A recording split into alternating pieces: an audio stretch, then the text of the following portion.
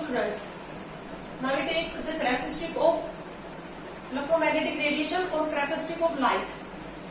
अब हम ये टॉपिक क्यों पढ़ रहे हैं? जो हमें नेक्स्ट मॉडल ऑफ एटम पढ़ना है, हमने ड्रॉबैक देखी रदरफोर्ड मॉडल ऑफ एटम की. He could not able to explain the stability of atom. वो एटम की स्टेबिलिटी को एक्सप्लेन नहीं कर सका. इसका मतलब उसका जो मॉडल ऑफ एटम था वो सही नहीं था. उसके अकॉर्डिंग जो वो जैसे जैसे एटम का स्ट्रक्चर बता रहा था वो सही नहीं था. तो नेक्स्ट मॉडल ऑफ एटम पढ़ेंगे हम बोहर मॉडल ऑफ एटम. पर जो बोहर मॉडल ऑफ एटम है उसके अंदर उससे पहले क्या करना है, हमें लाइट के नेचर के बारे में जानना जरूरी है. ये किसी भी सब्सटेंस के अंदर से जो रेडिएशन निकलती है, जैसे हमने कोई आयरन रोड को कोट कर लिया और हॉट आयरन रोड के अंदर से जो हीट एनर्जी निकल रही है, या जैसे हमारे पास बल्ब ग्लो कर रहा है, ट्यूब ग्लो कर रही है, उसके अंदर से लाइट एनर्जी निकल रही है, या सन के अंदर से जो लाइट एनर्जी निकल रही है, हमें क्या करना है, ये लाइट कह लो या रेडिएशन कह लो, तो हमें सबसे पहले क्या करना है, कैरेक्टरिस्टिक ऑफ लाइट और रेडिएशन. और ये जो बेटा रेडिएशन निकलती है ना, या लाइट निकलती है या हीट एनर्जी निकलती है, एनर्जी भी कह सकते हो. एनर्जी चाहे लाइट की फॉर्म में निकले, एनर्जी की फॉर्म में या किसी भी फॉर्म में निकले, जो एनर्जी होती है उसके अंदर से, मतलब एनर्जी या रेडिएशन जो निकलती है किसी भी सब्सटेंस के अंदर से, उन रेडिएशन, वो जो रेडिएशन होती है उनकी अपनी खुद की इलेक्ट्रिक और मैग्नेटिक फील्ड दोनों होती है. रेडिएशन जो निकल रही है या एनर्जी और radiation mean the same thing. तो एनर्जी और रेडिएशन जो निकलती है उनकी वो खुद क्या करती है, जैसे जैसे वो वेव की तरह प्रोपोगेट होती है, वेव की फॉर्म में प्रोपोगेट होती है और अपनी परपेंडिकुलर डायरेक्शन में इलेक्ट्रिक और मैग्नेटिक फील्ड जनरेट करती है. तो जो रेडिएशन है वो इलेक्ट्रिक और मैग्नेटिक फील्ड जनरेट करती है, उनका खुद का इलेक्ट्रिक और मैग्नेटिक फील्ड होती है. इसीलिए इन रेडिएशन को या एनर्जी को हमने क्या नाम दिया है, इलेक्ट्रोमैग्नेटिक रेडिएशन. ठीक है. किसी भी सब्सटेंस के अंदर से जो एनर्जी निकल रही है, हीट लाइट एनर्जी जो निकल रही है, उसको हम क्या कह सकते हैं, इलेक्ट्रोमैग्नेटिक रेडिएशन. तो सबसे पहले हम इलेक्ट्रोमैग्नेटिक रेडिएशन की कुछ कैरेक्टरिस्टिक्स पढ़ लेते हैं. कैरेक्टरिस्टिक्स ऑफ लाइट और इलेक्ट्रोमैग्नेटिक रेडिएशन. अब सन के अंदर से जो लाइट एनर्जी आ रही है, सन के अंदर से जो एनर्जी आ रही है वो लाइट और हीट दोनों ही आ रही है, आपको पता है. लाइट एनर्जी भी आ रही है और हीट एनर्जी भी आ रही है. तो सन के अंदर से जो रेडिएशन आ रही है वो भी इलेक्ट्रोमैग्नेटिक रेडिएशन है. यानी कि वो वेव की फॉर्म में प्रोपेगेट होती है, वेव की फॉर्म में चलती, वेव बनाती हुई चलती है और उनका खुद का एक अपने परपेंडिकुलर डायरेक्शन में इलेक्ट्रिक और मैग्नेटिक फील्ड जनरेट करती है वो. तो सबसे पहले हम यहाँ पर प्रॉपर्टी पढ़ेंगे. जैसे क्या होता है, ये wave they propagate, radiation propagate in the form of wave. Radiation और energy propagate in the form of wave.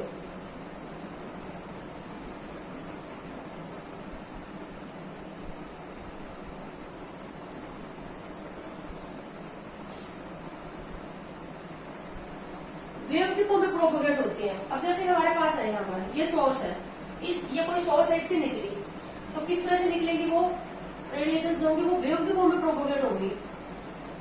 इस तरह से वेव बनाती हुई चलेंगी. तो they propagate in the form of wave. ठीक है. और जैसे कि यहाँ पर क्या है, इस फॉर्म में वो प्रोपोगेट हो रही है, तो अपनी परपेंडिकुलर डायरेक्शन में, जैसे ये हमारे पास एक्स एक्सिस होगी, ये वाई एक्सिस होगी, जेड एक्सिस होगी. तो यहाँ पर जैसे इन्होंने इस फॉर्म में ये प्रोपोगेट हो रही है, तो ये इसकी परपेंडिकुलर डायरेक्शन है, ये भी इसकी परपेंडिकुलर डायरेक्शन है. तो यहाँ पर जैसे इन्होंने क्या जनरेट किया, इलेक्ट्रिक फील्ड, और यहाँ पर जनरेट किया इन्होंने मैग्नेटिक फील्ड.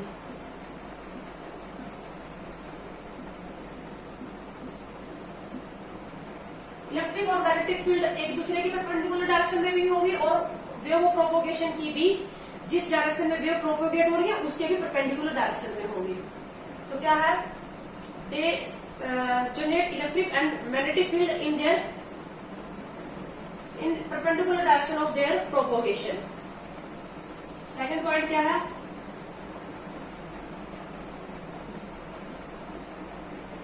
दे प्रोड्यूस या they generate electric and magnetic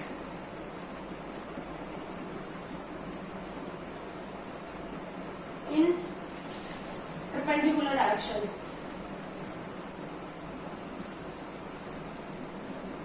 perpendicular direction में आपस में भी परपेंडिकुलर होगी इलेक्ट्रिक मैग्नेटिक फील्ड और वेव प्रोपोगेशन के भी परपेंडिकुलर डायरेक्शन में होंगे. उसके बाद अगली कैरेक्टरिस्टिक हम लेंगे वेवलेंथ. वेवलेंथ थर्ड कैरेक्टरिस्टिक है हमारे पास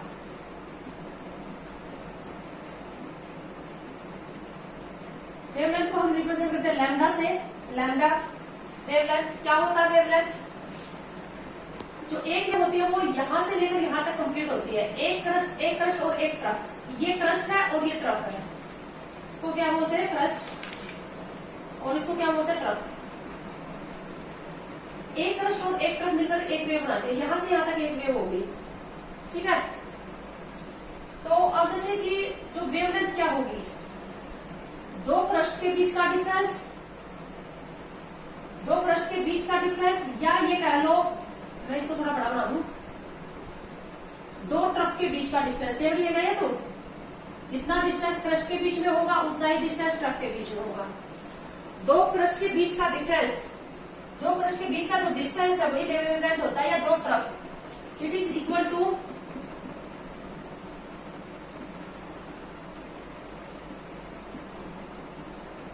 डिस्टेंस बिटवीन टू क्रस्ट और टू ट्रफ। दो क्रस्ट या दो ट्रफ के बीच का जो डिस्टेंस है वही क्या होता है? वेवलेंथ होता है। अब डिस्टेंस ही तो है वेवलेंथ, तो यूनिट क्या रहेगी वेवलेंथ की? डिस्टेंस की जो यूनिट होती है, बट वेवलेंथ के लिए जो लार्ज डिस्टेंस की लार्ज यूनिट है सेंटीमीटर, मीटर, जनरली ये यूज नहीं होती। हम यूज करते हैं नैनोमीटर, एंगस्ट्रोम, पिकोमीटर, फेमीमीटर, इस तरह से यूज करते हैं। इनकी रिलेशनशिप आपको मीटर के साथ पता होगी। Mu metre, nanometre, angstrom, metre के साथ रिलेशनशिप मैं पहले भी बता चुकी हूँ। तो वेवलेंथ क्या है? ये कैरेक्टरिस्टिक है किसी भी वेव की।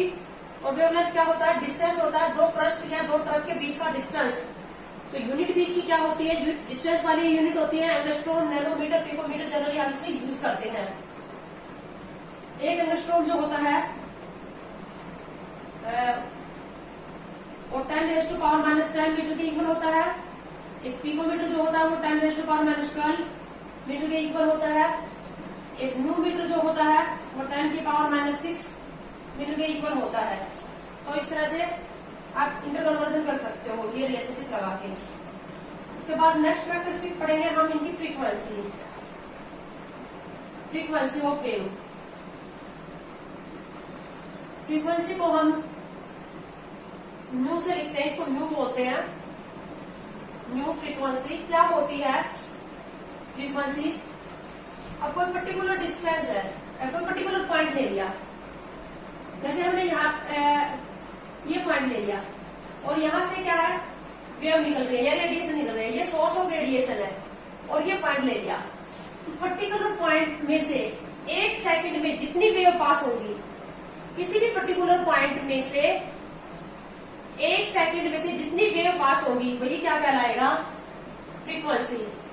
जैसे यहाँ पर क्या हो रही है, इस तरह से ये वेव प्रोपेगेट होती जा रही है। तो इस ये जैसे हमने ये डिस्टेंस सिलेक्ट, ये कोई पर्टिकुलर पॉइंट चूज किया, कोई भी पर्टिकुलर पॉइंट, नजदीक या दूर का कोई फर्क नहीं पड़ेगा, क्योंकि दूर जाने से इनकी स्पीड या वेलोसिटी वो कम नहीं होगी। ठीक है, वेलोसिटी हमेशा 3 × 10⁻8 रहती है मीटर पर सेकंड, वेलोसिटी रेडिएशन क्या लाइट की। तो किसी भी पर्टिकुलर पॉइंट में से एक सेकंड में जितनी वेव पास होगी वो क्या कहलाएगा? फ्रीक्वेंसी।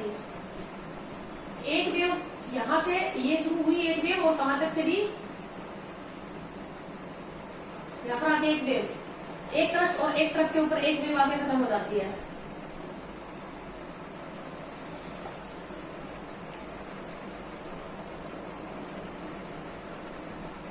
यहां से लेकर यहां तक एक वेव बनी है इतने की, ठीक है। यहाँ पे भी बताया मैंने, जैसे यहां से लेकर यहां तक एक वेव बन गई, एक क्रस्ट और एक ट्रफ आएगा एक वेव। तो फ्रीक्वेंसी क्या होगी?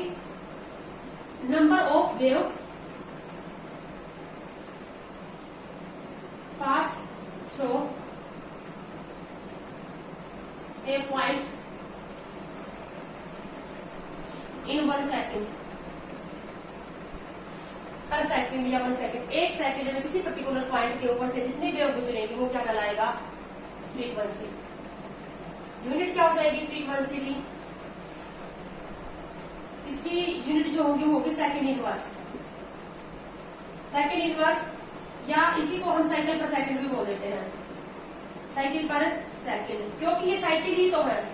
जैसे ये एक पूरी साइकिल बन गई और एक सेकंड में कितनी साइकिल गुजरेंगी, तो यूनिट क्या होगी साइकिल पर सेकंड, और इसी को हर्ट्ज भी बोल देते हैं, हर्ट्ज।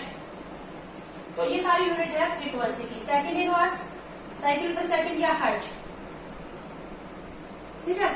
अब ये जो किसी भी वेव का फ्रीक्वेंसी और वेवलेंथ का जो मैग्नीट्यूड है वो हमेशा कांस्टेंट होता है। और क्या रिलेशनशिप होगी, जो मैग्नीट्यूड होगा वेवलेंथ और फ्रीक्वेंसी का किसी भी वेव का, वो हमेशा वेलोसिटी ऑफ लाइट के इक्वल होता है। The product of frequency and wavelength and frequency is always constant, it is equal to the velocity of light. C क्या है, वेलोसिटी ऑफ लाइट।